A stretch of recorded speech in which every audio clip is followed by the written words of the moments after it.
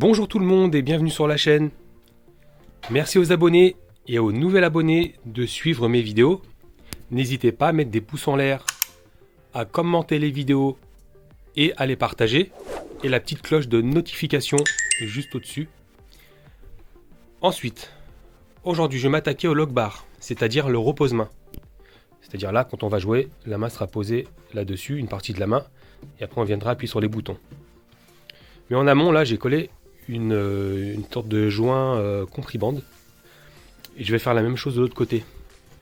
En fait, c'est pour éviter les vibrations de la vitre par rapport au boomer qui est installé dans la caisse, pour éviter que ça fasse du bruit, quoi. Donc voilà, c'est parti, je m'attaque au repose-main. Mais avant tout, une petite vidéo sur l'installation du compriband. Donc là, j'enlève les protections de la colle. Hop. Donc je pars d'en haut, enfin pas tout à fait d'en haut, parce que la vitre, elle va pas exactement tout en haut. Il y a entre 5 mm et 1 cm de vide ici. Voilà, donc du coup, je pars de là.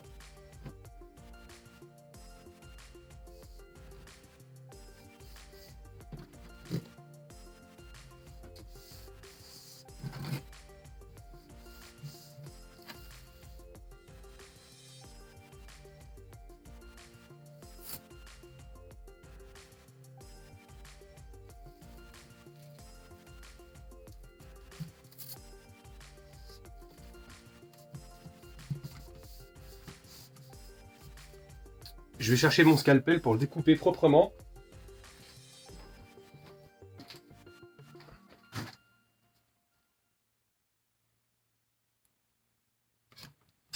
Et voilà.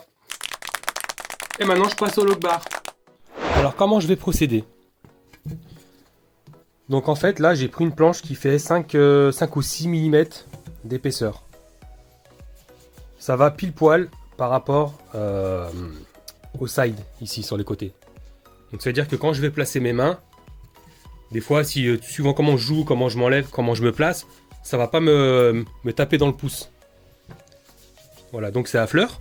Donc ça c'est parfait. Donc ça, je sais que ça j'en ai de la récup. Donc après il faut que je calcule là, vu que là c'est en angle, c'est pas un angle à 90 degrés comme ça, c'est légèrement en diagonale. Donc je vais placer une autre planche en dessous. Mais pour que le plat d'ici corresponde avec le plat d'ici, je vais tout simplement pincer comme ça. Donc là, je sais qu'il y a l'angle à 90 degrés. Mais il va me falloir... Voilà. Donc là, en fait, il y aura un petit jour. Donc en fait, j'aurai juste à compenser. Voilà. Bon, là, je viens de perdre mon plat. Voilà, je le maintiens. Donc là, il faut que je replace. Voilà. Donc là, j'ai trouvé ce qu'il me faudra comme longueur ici. Par rapport à cette planche-là. Donc je vais calculer de là à ici la longueur à découper là sur tout le long. Et ensuite ici, là je vais laisser 2 cm. En fait ce qui correspond à ça. Pour que ça fasse la continuité. Voilà, tout simplement. Donc ce que je vais faire, je vais tracer ce que j'ai besoin en dessous. Voilà. Je vais vérifier. Ok, c'est ça.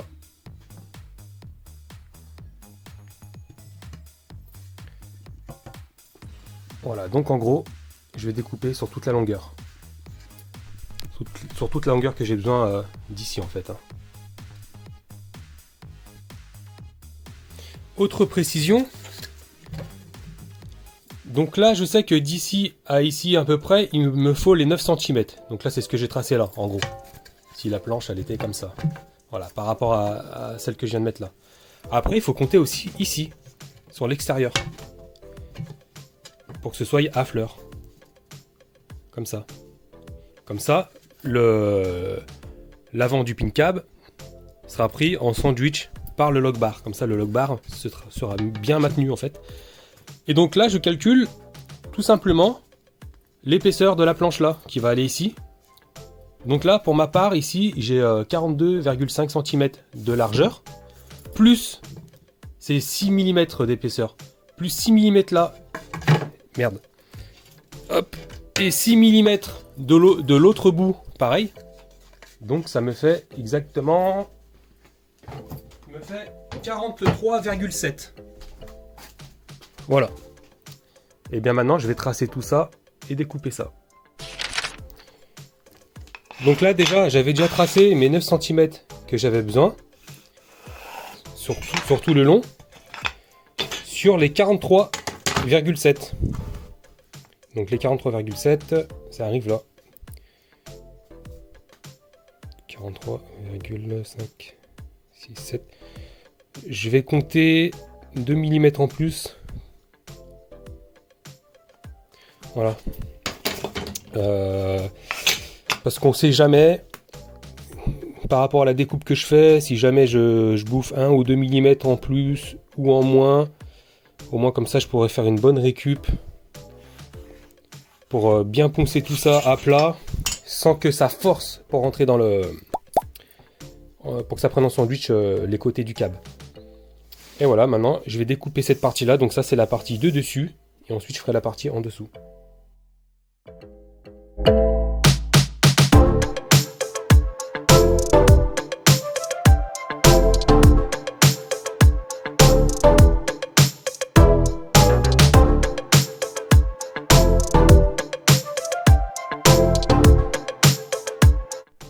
Maintenant que j'ai découpé ma partie du dessus, là où on va reposer mes mains, et la partie du dessous, je vais pouvoir les assembler et les coller. Voilà, donc ça c'est c'est l'avant du pin cab en fait.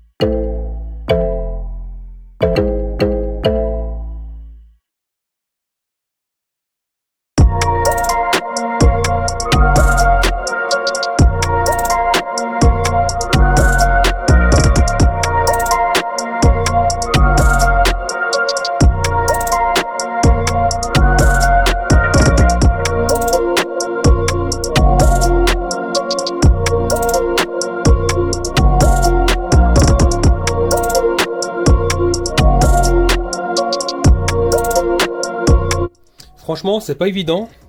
Pour ceux qui ont déjà l'habitude de faire ce genre de manipulation, ce qui est chiant en fait, c'est qu'avec la colle, quand on veut serrer, ça bouge un peu de partout. Donc faut le bien maintenir. C'est pas évident, donc c'est pour ça que ça m'a pris un peu de temps là à faire ça. Mais après, une fois que tout est bien à fleur, donc moi j'étale bien la colle. Bon, je suis pas obligé, hein, à la fin je peux tout poncer, hein. Mais bon, j'aime bien le faire en amont. Après, chacun le fait une fois de plus comme il veut. Après c'est pareil, hein, pour la technique de savoir ce qu'il me fallait comme longueur par rapport à la diagonale et tout. Je sais qu'il y a des formules peut-être mathématiques pour faire tout ça, mais comme je suis nul en maths, j'ai pas voulu me prendre la tête et j'ai fait comme ça à la volée. Et du coup j'ai toujours fait comme ça et ça a toujours bien fonctionné. Après chacun fait comme il veut une fois de plus.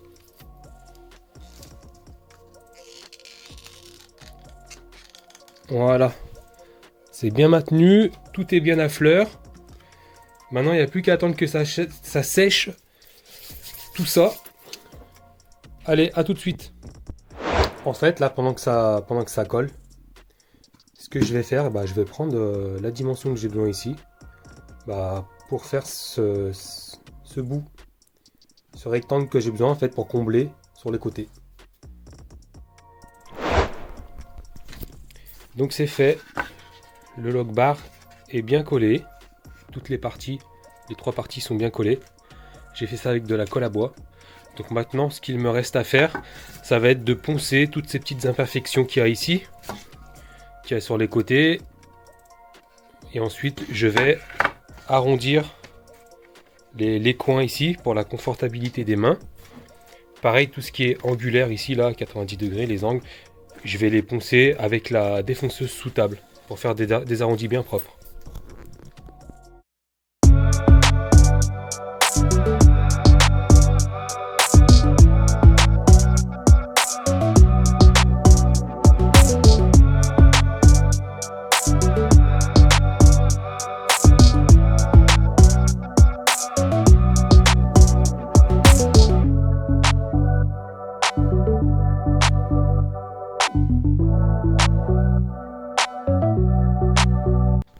Maintenant, je vais passer à la défonceuse sous table. Donc j'ai pris cette mèche ici, enfin des deux sens. En fait, ce qui va se passer, c'est que quand ça va tourner très très vite, quand ça va passer là, ici, et ben en fait ça va faire l'arrondi. En gros, ça va prendre la forme de l'arrondi de la mèche et ça va couper l'arrondi ici du bois. Voilà, je vais faire ça sur toutes les parties. Comme ça, on aura des jolis arrondis pour le confort des mains. Et après, je ferai les arrondis ici bien comme il faut dans les deux angles. Pour que quand on pose les mains, ça ne fasse pas mal.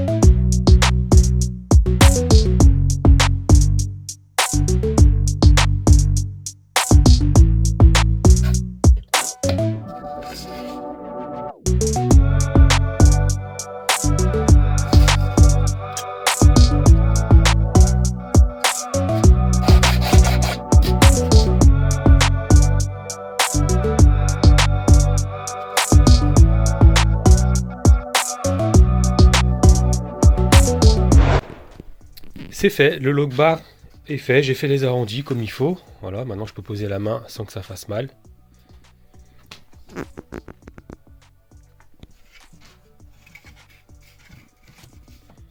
Voilà, bien contre la vitre.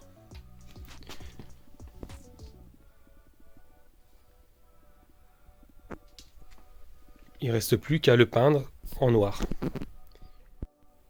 Mais avant ça, avant de le peindre, j'avais oublié. Il faut que je fasse le trou pour le bouton Fire. Voilà. Donc je vais faire le trou et ensuite je vais peindre. Et je vais peindre en aspect granuleux en fait.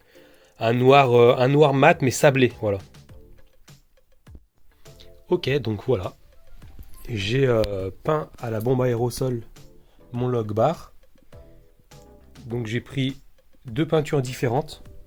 J'ai pris une parce que j'ai pas trouvé en noir l'effet sablé. Donc ensuite j'ai recouvert d'une autre peinture noir mat par dessus. Mais je suis content du résultat. Au toucher ça fait comme je voulais. Un peu comme les petits flippers en fait.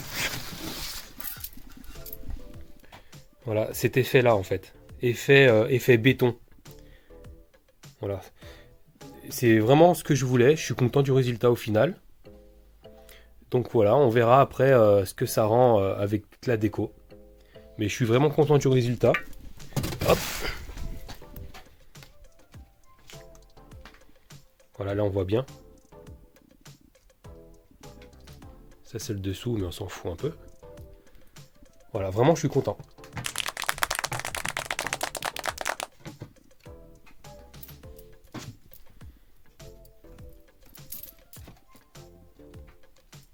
Voilà, et bah sur ce, on va se laisser sur cette vidéo. Et je remercie une fois de plus les abonnés qui suivent les vidéos et les nouveaux abonnés qui arrivent. N'oubliez pas de partager les vidéos, de mettre des pouces en l'air, de commenter les vidéos. Et sur ce, à bientôt.